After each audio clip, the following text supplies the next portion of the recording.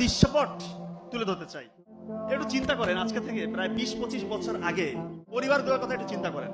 সন্ধ্যা হয়ে গেলে আমাদেরই আমরা দেখেছি যে বাবা আমাদেরকে নিয়ে বসেছে, একটু লেখাপড়া করাচ্ছে, মা হয়তো রান্নার কাজে একটু ব্যস্ত, বাচ্চারা একটু দুষ্টামি করলে মুরব্বীরা একটু ডাক দিচ্ছে। খুব সুন্দর একটা পরিবেশ।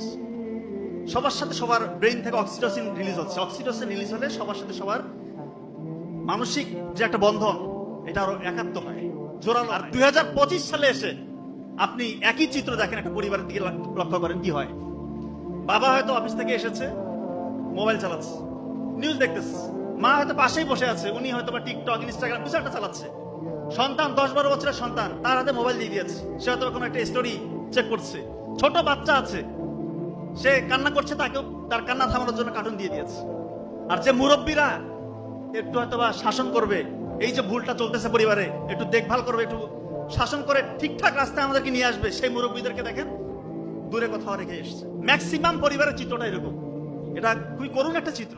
বিজ্ঞানীরা এখন বলছে যে এই যে বাচ্চাদেরকে আপনার কার্টুন দিচ্ছেন, যারা কার্টুন দেখে সেই বাচ্চাদের ব্রেইন থেকে ডোপামিন নামের একটা পদার্থ রিলিজ হয়, বের হয়।